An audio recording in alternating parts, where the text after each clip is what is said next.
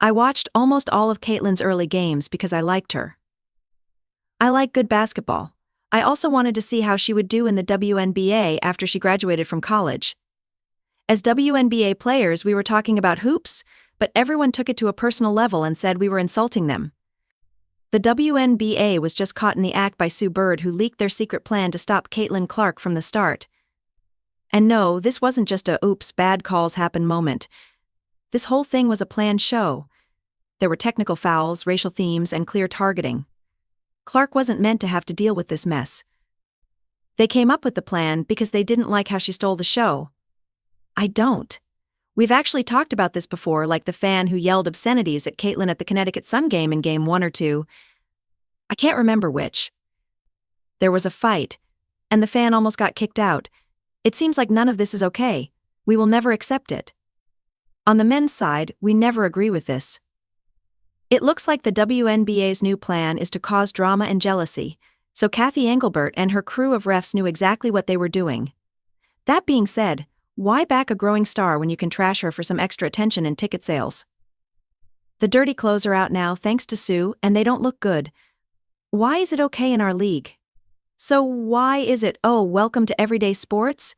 You can be sure that Sue didn't tell on the WNBA because she felt bad for Caitlin Clark. Don't fool ourselves. It was a mistake. A beautiful accidental mistake. But really, who's upset? We now have the juicy information that we always thought were just below the surface. It all makes sense now. Even more so after Bird's recent not-so-subtle comments that, let's be honest, have only hurt Caitlin Clark's record-setting rookie season. Do you remember the one where she pretty much set the league on fire with stats that most players could only dream of? We knew it was going to happen. It wasn't a surprise. Not just the commissioner's words a few weeks ago, in which she seemed to imply that the racial tension is good for business and calling on magic and birds. Sue, on the other hand, didn't talk about that at all on her show.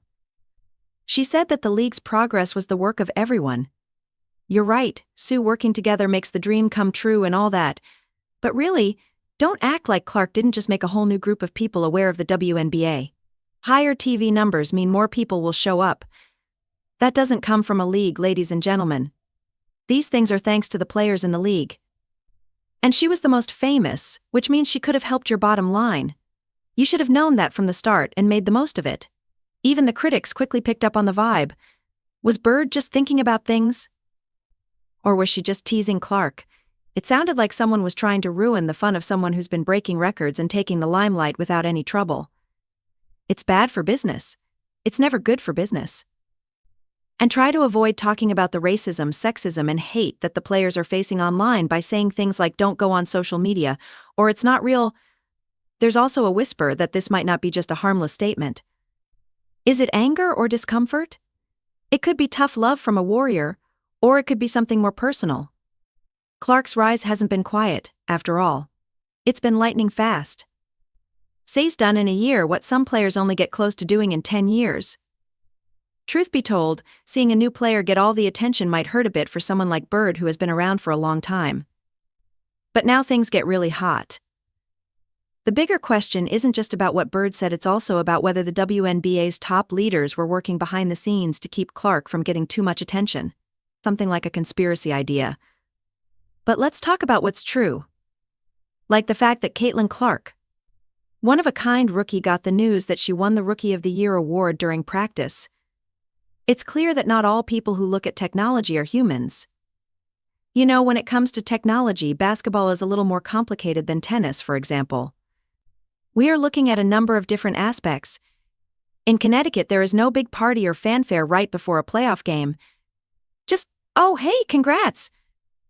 It sounded like someone was telling her over the phone that her dry cleaning was ready. That definitely says we don't want to make a big deal out of you. On top of that, there are the officials. I got a technical because I was mad at myself for missing the three-point shot and then hit the backboard. He told me it was not appropriate for the basketball game. I hate the officials. Remember how Clark got a technical foul for hitting the backboard lightly out of anger after missing a shot? The judge said it was disrespectful to the game. Really? While this was going on, pros like Diana Taurasi did even worse and barely got a side-eye from the refs. Carter almost intercepts the pass. They will count Diana Taurasi as well. It's so clear that there is a double standard that flashing lights should be put around it. It was like Clark had a different set of rules than everyone else. When I got out of college and into the WNBA, my teammates and I were talking about basketball, but everyone took it to a personal level and started bashing them as people. There are more and more signs that paint a picture that is not only scary but also maddening. Was the WNBA trying to keep Clark in check?